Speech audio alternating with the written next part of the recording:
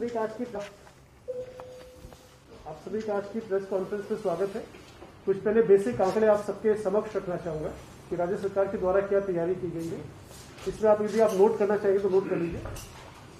हमारे मार्च 2020 के क्या आंकड़े थे और उसके बाद आज के इसमें मई 2021 में क्या आंकड़े हैं। सबसे पहला आंकड़ा मैं आपको देना चाहूंगा हमारे ऑक्सीजन सपोर्टेड बेड्स का।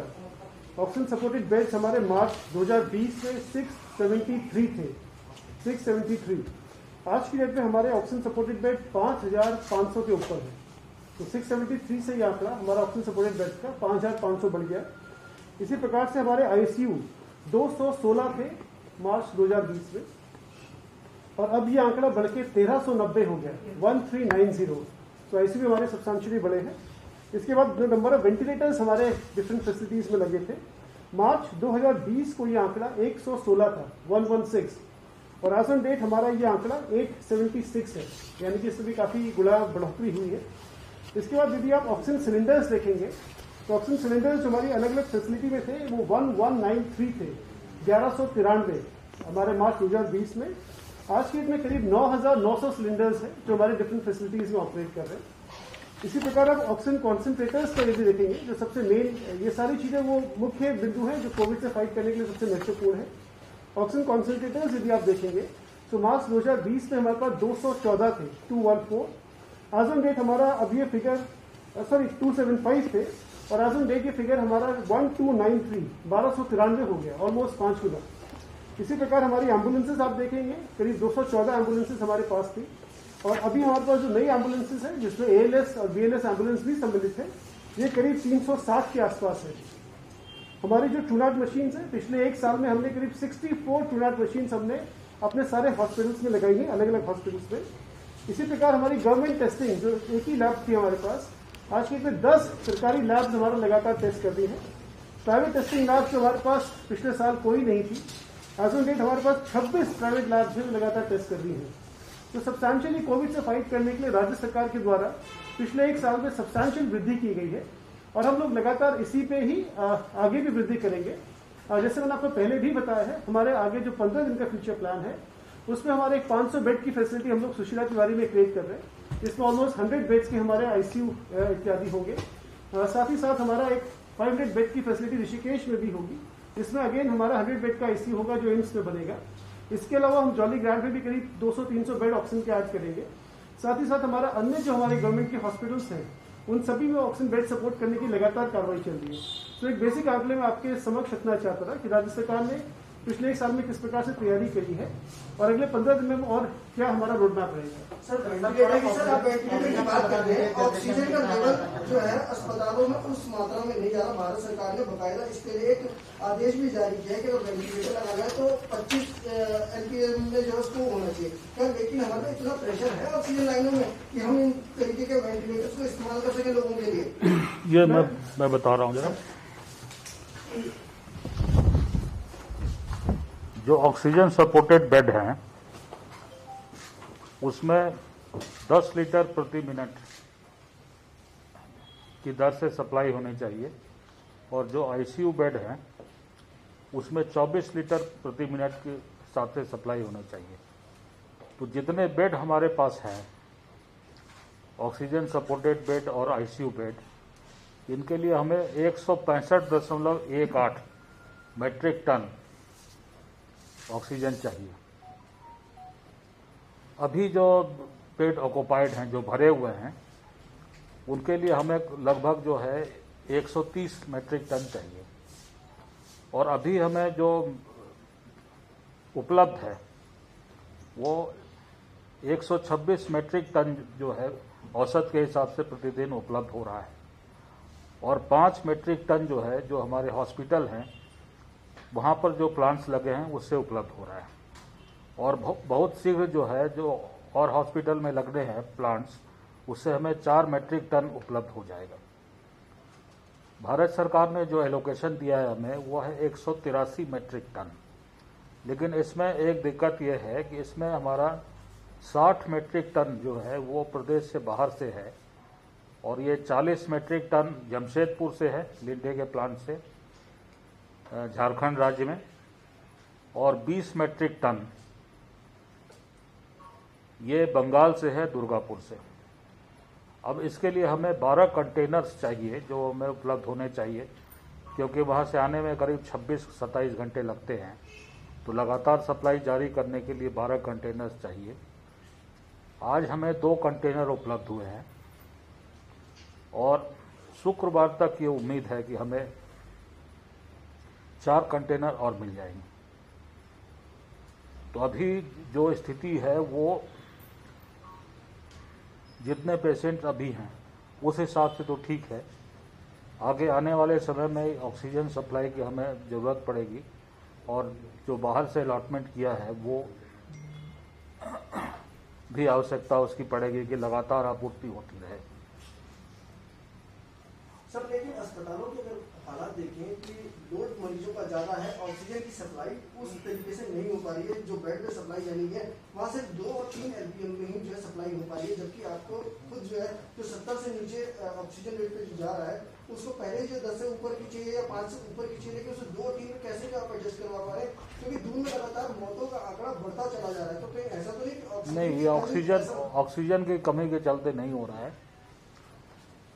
सर जी सुन लीजिए सर, डेथ रेशियो हमारा बहुत बढ़ रहा है। कल हम उसका कारण एक बड़ा बिहार से भी बहुत आगे नहीं, उसका एक कारण ये जो निकल के आ रहा है कि लगभग 76% मौतें जो हैं वो हॉस्पिटलाइजेशन के 48 घंटे में हुई हैं। तो ये जो लेट एडमिशन है हॉस्पिटल्स में वो एक बहुत बड़ा कारण है। तो लोगों से भी ये अपील है आपके माध्यम से कि जब भी लक्षण दिखना शुरू होते हैं तो वो तत्काल उसका इलाज कराएं, उससे हम मौतों के का आंकड़ा जो है वो कम कर सकते हैं। सर ये एक शिकायत निकल के आ रही है कि जो लोग जिन लोगों को आईसीयू की जरूरत नहीं है वो आईसीयू घेर के बैठे हैं, और जो लोगों को आईसीयू की जरूरत है वो तड़प रहे हैं, उनको आईसीयू नहीं मिल पा रहा है। क्या किस तरह से मॉनिटरिंग हो रही है कि किसे हमें इसके लिए समिति गठित की गई है और वो लगातार जो है जितने हॉस्पिटल्स हैं उनको देखेगी। ज्यादातर ये शिकायत निजी अस्पतालों में। क्या मानक रहेगा सर? सर आपने कहा कि 48 घंटों के बाद जो डेथ हुई है, जब मरीज को बेड ही नहीं मिला तो कैसे हॉस्पिटल जाएगा? तो बहुत सारे ऐसे मरीज हैं जो एम्बुलेंस में डेथ हो रहे हैं। ये एक चीज हो सकती है और उसमें ये जो शिकायत आप कह रहे हैं कि अनावश्यक रूप से लोगों को आईसीयू बेड दिए जा रहे हैं, ये एक कारण हो सकता है और इसकी जांच कराई जा रही है। इसके लिए समिति भी गठित है। सर 48 घंटे में तो आपकी आरटीपीसीआर रिपोर्ट भी नहीं आ रही, तो कैसे हाँ, तो उसमें ये है कि ये जो प्रोफाइलेक्टिक ट्रीटमेंट है वो उनको पहले ही दे दिया जाएगा। जब भी आप जांच कराएंगे तो जांच कराने के बाद बिना आरटीपीसीआर रिपोर्ट की प्रतीक्षा किए हुए उनको दवाइयाँ दे दी जाएंगी। इसमें पंकज पांडे एक्सप्लेन करेंगे। और ये समिति कब से काम करना शुरू करेगी? राज्य सरकार ने ये निर्णय लिया था इस डेथ को देखते हुए, जो आप बता रहे हैं गैप आ रहा है टेस्टिंग से और रिपोर्टिंग में, ये निर्णय लिया गया कि जो स्टैंडर्ड दवाइयां हैं कोविड से फाइट करने के लिए, अगर वो टाइम से शुरू की जाती हैं तो डेथ हम प्रिवेंट कर सकते हैं और सीवियरिटी कम कर सकते हैं। तो राज्य सरकार ने जो हमारी टेक्निकल कमेटी है उसके रिकमेंडेशन पे डिसाइड किया है कि हम जो भी टेस्टिंग करने के लिए देने के लिए आएगा, जो भी सैंपल देगा उसको उसी टाइम दवाई का हम किट दे देंगे, वो दवाई उसी दिन से खाना शुरू करेंगे। और ये व्यवस्था पूरे प्रदेश में हर जनपद में लागू हो गई है और हर जगह पर ये किट बंटनी शुरू हो गई है। सर लेकिन अगर हम धरातल की बात करें तो कहीं भी ना 2 हॉस्पिटल में बांटी जा रही है जो टेस्ट कराने के लिए आ रहे हैं, ना आसपास कहीं भी। तो सर इसको किस तरह से श्योर कर रहे हैं? हर जगह पे ये व्यवस्था प्रारंभ कर दी गई है। अभी कहीं कहीं हो सकता है कुछ गैप रह गए हो, लेकिन ये हर जिले का जो रिपोर्ट ले रहे हैं डेली, ये प्रारंभ कर दिया गया है। जो भी लैब्स हैं जो गवर्नमेंट के सेटअप से जहाँ पे सैंपलिंग हो रही है वहां पे हम लोग कर रहे हैं। हम लोग इसको और एक्सपैंड कर रहे हैं, जहां पे भी एंटीजन टेस्ट हो रहा है, जहां पे प्राइवेट लैब कर रहे हैं, ये सबको हम कवर कर रहे हैं। स्टेप बाय स्टेप कवर करते जाएंगे। प्लान और टारगेट हमारा वही है कि हम जो डेथ है और जो सीवियरिटी है वो हम लोग कम कर पाए। सर एक वो DRDO की जो नई दवा है जिसको आपातकालीन स्थिति के लिए बात चल रही है, क्या हम लोगों की कोई बात चली है उस पर कि उसको यूज करने पे ऐसा कुछ बात हुई है? देखिए उसमें दवाई के बारे में मैंने कल पता कराया था, अभी उसका बहुत डिटेल नहीं उपलब्ध है। तो पूरा लिटरेचर होना चाहिए और हमारे डॉक्टर्स जो बेसिकली ट्रीट कर रहे हैं उनको उस दवाई का आइडिया होना चाहिए, क्योंकि ट्रीटमेंट अल्टीमेटली डॉक्टर्स को करना है, गवर्नमेंट को नहीं करना है। मैंने अपने डॉक्टर्स को शेयर किया वो इन्फॉर्मेशन जो मेरे पास आई थी। अगर डॉक्टर रिकमेंड करेंगे, उनको लगता है कि यूज किया जा सकता है पब्लिक इंटरेस्ट में, तो निश्चित रूप से उसको हम लोग करेंगे। सर, ऑनलाइन जितनी भी वेबसाइट है उसमें अलग अलग हॉस्पिटल में बेड की उपलब्धता तो दिखाई दे रही है, लेकिन जमीनी तौर पर जब कोई पेशेंट जा रहा है बेड उपलब्ध हो ही नहीं रहे हैं, ये बड़ी दिक्कत है। अपडेट भी टाइम से नहीं होता। वेबसाइट पर तो सब उपलब्धता है, कागजों में तो है हकीकत। सर इसी के इनके सवाल के साथ एक चीज और नक्की बात कि प्रैक्टिकली हो क्या रहा है कि जैसे कोई फोन कर रहा है हॉस्पिटल को कि भाई आईसीयू बेड चाहिए या वेंटिलेटर चाहिए, तो साफ मना हो जाए कि न्यू खोल है कहीं। लेकिन अगर कोई किसी नेता से फोन कर रहा है तो वेंटिलेटर भी उपलब्ध हो जा रहा है। आम लोगों को कैसे हेल्प मिल पाएगी, आम आदमी कैसे रहेगा? आपने जो अभी जो इश्यू रेज किया है, ये हम लोग भी लगातार, राज्य सरकार भी इसके लिए सजग है। हम लोग आपने देखा होगा पिछले एक हफ्ते में 3-4 मीटिंग्स हम लोग प्राइवेट हॉस्पिटल्स के साथ ऑलरेडी कंडक्ट कर चुके हैं। एक मुख्य सचिव महोदय के स्तर पर भी बैठक हुई थी, जिसमें 4-5 बिंदु और 4-5 निर्देश बहुत कड़े शब्दों में सभी प्राइवेट हॉस्पिटल्स को कहे गए थे। फर्स्ट ऑफ ऑल यही था कि अपना जो हॉस्पिटल की बेड अवेलेबिलिटी का स्टेटस है, डेटा है, उसको लगातार अपडेट करते रहेंगे और जो वेबसाइट पे देखा है वो ट्रूली रिफ्लेक्ट करना चाहिए। तो इसको हम लोग दोबारा डायरेक्शन हम लोग एक बार दोबारा उसको रिट्रेट कर देंगे। सेकेंडली, रेमडेसिविर के बारे में था कि आपका जो क्लिनिकल प्रोटोकॉल है रेमडेसिविर का, उसी के माध्यम से ही आप उसी के पैटर्न पे ही आप पूरा इलाज करेंगे, ये भी सारे हॉस्पिटल्स इंश्योर करेंगे। थर्ड है जो उनके पीआरओस के नंबर्स हैं जो वेबसाइट पे दिए गए हैं, वो लगातार नंबर्स उठाने चाहिए ताकि पब्लिक को किसी प्रकार की इनकन्वीनियंस ना हो। तो इस प्रकार के डायरेक्शन सभी मुख्य सचिव महोदय के द्वारा भी दिए गए हैं और हमने पहले भी सारे प्राइवेट हॉस्पिटल से मीटिंग करा था।